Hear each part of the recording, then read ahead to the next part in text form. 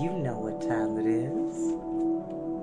Woo! Get into it! Get into it! Yes! We are back, lovelies. We are back. We are back, darlings. We are back with another story time with Chris. And no, I do not own the music that you're listening to in the background. That is brought to you yet again by my wonderful friend on YouTube, Mr. Ambiance. Please go like and share and subscribe onto their YouTube channel, Mr. Ambiance. They have amazing ambient music covers from movies, TV shows, anime, animated films, and so on and so forth. Please go show them some love. I am back with another story time with Chris. Like I always say, you don't have to watch these videos when they go live. You're more than welcome to watch them in your downtime, nap time, max, relax, and chillaxing time, study time, break time, in between time, mean time, scheming time, CP time. Anytime you want to hear a highly animated voice bring you wonderful stories of fantasy, science fiction, adventure, and many, many more in between. Let me turn this down just a tad.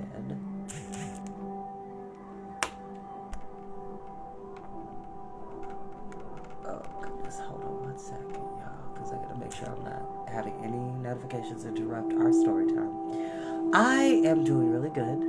Today is a wonderful day, even though it's not my favorite day of the week, which for those who know me really well know which day that is. But that's besides the point. So, you can come to hear me blather. We are back with the Austere Academy. And the Baudelaire children have now attended Proof Rock Prep. Well, excuse me, they're about to attend Proof Rock Preparatory School, and now they have to go meet with Vice Principal Nero. And Mr. Poe didn't even have the good taste to escort them to Vice Principal Nero's office because, of course, he's busy at the bank at Mortuary Money Management. Say that 3 times fast. So, without further ado, yes, giving you very much old school anime vibes. Shout out to Yu Yu Hakusho. If anybody knows that show, you know it's cool. Amongst other anime that is great out there. Which one day I hope to get my technology on my end to a point where I can start narrating manga, Japanese manga or comic books. And thank you, Julius. She is indeed on her lock journey. Yes, she is. But I hope to do that someday, to like narrate comics, DC, Marvel, some manga, Bleach, Shaman King, Inuyasha, Fruits Basket, My Hero Academia, Cardcaptor Sakura, Sailor Moon, Dragon Ball, Dragon Ball Z, Dragon Ball Super. I love the anime, the manga. It's a bit everywhere, and we'll talk about that another time. But for those who know, you know. Anywho, let's go ahead and get started with the story. Chapter 2. As the Baudelaire orphans stood outside Vice Principal Nero's door, they were reminded of something their father said to them just a few months before he died. One evening, the Baudelaire orphans had gone out to hear an orchestra play, and the 3 children had stayed by themselves in the family mansion. The Baudelaires had something of a routine on nights like this. First, Violet and Klaus would play a few games of checkers while Sunny ripped up some old newspapers, and then the children would read in the library until they fell asleep on comfortable sofas. When their parents came home, they would wake up the sleeping children, talk to them a little about the evening, and send them off to bed. But on this particular night, the Baudelaire parents came home early and the children were still up reading, or, in Sunny's case, looking at the pictures. The siblings' father stood in the way of the door of the library and said something they never forgot. "Children," he said, "there is no worse sound in the world than somebody who cannot play the violin, who insists on doing so anyway." At the time, the Baudelaires had merely giggled, but as they listened outside the vice principal's door, they realized that their father had been absolutely right. When they first approached the heavy wooden door, it sounded like a small animal was having a temper tantrum. But as they listened more closely, the children realized it was somebody who cannot play the violin insisting on doing so anyway. The sounds shrieked and hissed and scratched and moaned and made other horrible sounds that are really impossible to describe, and finally, Following, Violet could take it no longer and knocked on the door. She had to knock very hard at length in order to be heard over the atrocious violin recital going on inside. But at last the wooden door opened with a creak, and there stood a tall man with a violin under his chin and an angry glare in his eyes. "Who dares interrupt a genius when he is rehearsing?" he asked in a voice so loud and booming that it was enough to make anyone shy all over again. "The Baudelaire's," Klaus said quietly, looking at the floor. "Mr. Poe said to come right to Vice Principal Nero's office." Mr. Poe said come right to Vice Principal Nero's office, the man mimicked in a high, shrieky voice. "Well, come in. I don't have all afternoon." The children stepped into the office and got a better look at the man who had mocked them. He was dressed in a rumpled brown suit that had something sticky on its jacket, and he was wearing a tie decorated with a picture of snails. His nose was very small and very red, as if something or somebody had stuck a cherry tomato in the middle of his splotchy face. He was almost completely bald, but he had 4 tufts of hair, which he had tied into little pigtails with some old rubber bands. The Baudelaires had never seen anybody who looked like him before, and they weren't particularly interested in looking at him any further. But his office was so small and bare that it was difficult to look at anything else. There was a small metal desk with a small metal chair behind it and a small metal lamp to one side. The office had one window decorated with curtains that matched the man's tie. The only other object in the room was a shiny computer which sat in a corner of the room like a toad. The computer had a blank gray screen and several buttons as red as the pig-tailed man's nose. "Ladies and gentlemen," the man announced in a loud voice, "Vice Principal Nero!" There was a pause, and the 3 children looked around the tiny room, wondering where Nero had been hiding all this time. Then they looked back at the man with the pigtails, who was holding both hands up in the air, his violin and bow almost touching the ceiling, and they realized that the man he had just introduced so grandly was himself.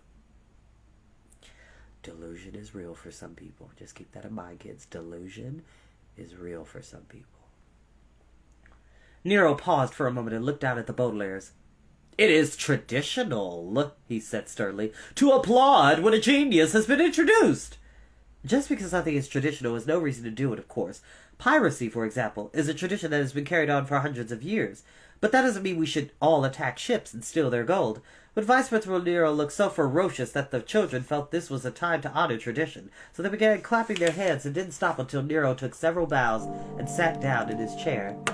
"Thank you very much, and welcome to Proof Rock Preparatory School, blah blah blah," he said, using the word blah to mean that he was too bored to finish his sentence properly. "I'm certainly doing Mr. Poe a favor in taking on 3 orphans at such short notice. He assured me that you won't cause any trouble. But I did a little research of my own. You've been sent to legal guardian after legal guardian, and adversity has always followed. Adversity means trouble, by the way." "In our case," Klaus said, not pointing out that he already knew what the word adversity meant, "adversity means Count Olaf. He was the cause of all the trouble with our guardians." He was the cause of all the trouble with all our guardians, Nero said with his nasty, mimicking way. "I'm not interested in your problems, quite frankly. I'm a genius, and I've no time for anything other than playing the violin. It's depressing enough that I had to take this job as vice principal because not a single orchestra appreciates my genius." Delusion is real for some people, kids. Delusion is real for some people, okay?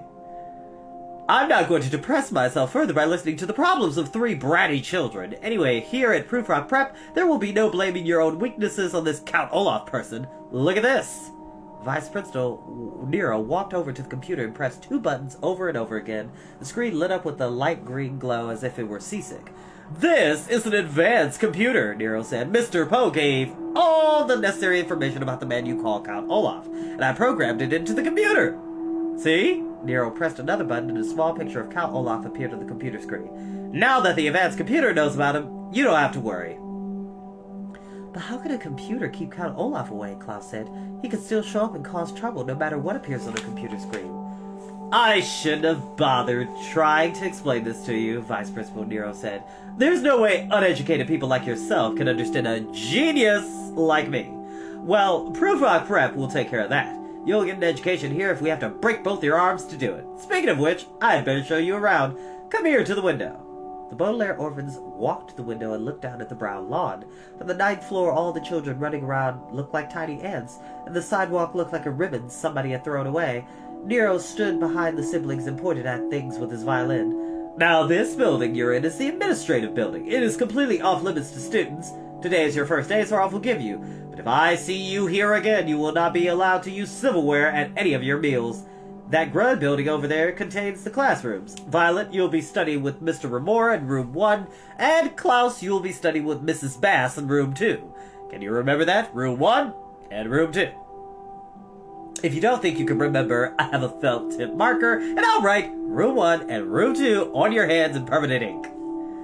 "We can remember," Violet said quickly, "but what classroom is Sunny's?"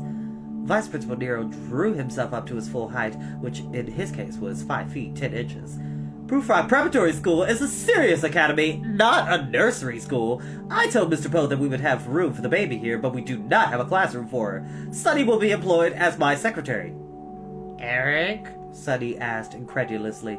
Incredulously is a word which here means not being able to believe it, and Eric is a word which here means, what? I can't believe it. I can't believe it's not butter. but Sunny's a baby, Klaus said. Babies aren't supposed to have jobs. Babies aren't supposed to have jobs! Nero mimicked again, and then continued, "Well, babies aren't supposed to be at boarding schools either," Nero pointed out. "Nobody can teach a baby anything, so she'll work for me. All she has to do is answer the phone and take care of paperwork. It's not very difficult, and it's an honor to work for a genius, of course. Now, if either of you are late for class, or Sunny is late from work, your hands will be tied behind your back during meals. You'll have to lean down and eat your food like a dog." Of course, Sunny will always have her silverware taken away, because she will work in the administrative building where she's not allowed. "That's not fair!" Violet cried. That's not fair! The vice principal squealed back at her. "The stone building over there contains the cafeteria. Meals are served properly at breakfast time, lunchtime, and dinner time. If you're late, we take away your cups and glasses, and your beverages will be served to you in large puddles. That rectangular building over there with the rounded top is the auditorium. Every night I give a recital for 6 hours, and attendance is mandatory." The word mandatory means that if you don't show up, you have to buy me a large bag of candy and watch me eat it. The lawn serves as our sports facility. Our regular gym teacher, Mrs. Tench, accidentally fell out of a 3rd-story window a few days ago, but we have a replacement who should revive shortly. In the meantime, I've instructed the children just to run around as fast as they can during gym time. I think that just about covers everything. Are there any questions? Could anything be worse than this? Was the question Sunny had, but she was too well-mannered to ask this. "Are you kidding about all these incredible cruel punishments and rules?" was the question Klaus thought of, but he already knew that the answer was no. Only Violet thought of a question that seemed useful to ask. "I have a question, Vice Principal Nero," she said. "Where do we live?" Nero's response was so predictable that the Baudelaire orphans could have said it along with his miserable administrator. Where do we live? It is, he said in his high, mocking tone.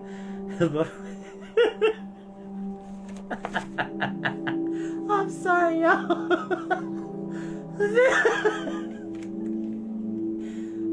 I love this character because he's so unbelievably, obliviously obnoxious. My lord.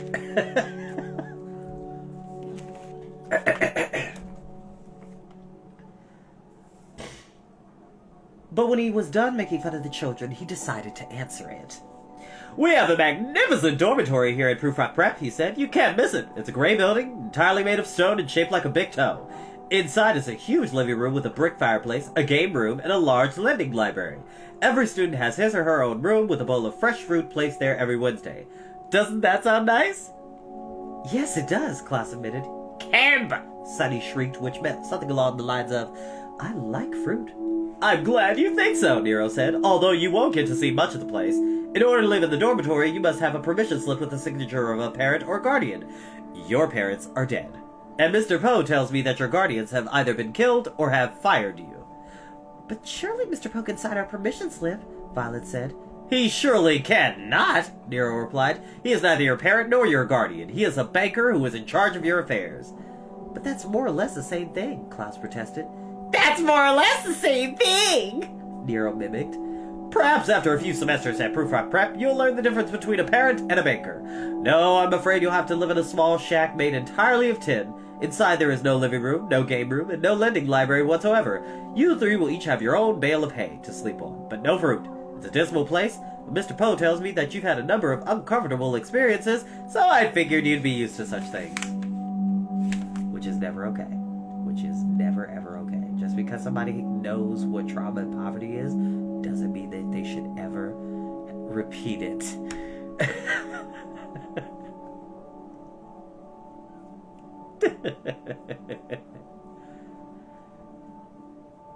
I'm gonna talk to you after this, okay? You know who you are. I'm gonna talk to you after this, okay? Couldn't you please make an exception? Violet asked. I'm a violinist! Nero cried. I have no time to make exceptions. I'm too busy practicing the violin. So if you will kindly leave my office, I can get back to work. Klaus opened his mouth to say something more, but when he looked at Nero, he knew that there was no use saying another word to such a stubborn man, and he glumly followed his sisters out of the vice principal's office. When the office door shut behind them, however, Vice Principal Nero said another word, and he said it 3 times. The 3 children listened to these 3 words that he said, and knew for certain that he had not been sorry at all. For as soon as the Baudelaires left the office and Nero thought he was alone, he said to himself, hee hee hee. Now, the vice principal of Proofrock Preparatory School did not actually say the syllables hee hee hee on purpose. Of course, whoever you see the words hee hee hee in a book, or ha ha ha, or har har har, hee hee hee, or even ho ho ho, those words mean somebody was laughing. In this case, however, the words hee hee hee cannot really describe what Vice Principal Nero's laugh sounded like. The laugh was squeaky, and it was wheezy, and it had a rough, crackly edge to it, as if Nero were eating tin cans, as he laughed at the children. But most of all, the laugh sounded cruel. It is always cruel to laugh at people, of course, although sometimes if they are wearing an ugly hat, it is hard to control yourself. But the Baudelaires were not wearing ugly hats. They were young children receiving bad news, and if Vice Principal Nero really had to laugh at them, he would have been able to control himself, and should be able to control himself, until the siblings were out of earshot. But Nero didn't care about controlling himself, and as the Baudelaire orphans listened to the laugh, they realized that what their father had said to them that night when he came home from the symphony was wrong. There was a worse sound in the world than somebody who cannot play the violin insisting on doing so anyway. The sound of an administrator laughing a squeaky, wheezy, rough, crackly, cruel laugh at children who have to live in a shack was much, much worse. So, as I hide out here in the mountains and write the words hee hee hee, and you, wherever you are hiding out reading the words hee hee hee, you should know that hee hee hee stands for the worst sound the Baudelaires had ever heard. And that is where we will end for today. As always, y'all, I love that y'all come to watch these videos. I appreciate the support, and I will see you all next time. Bye-bye.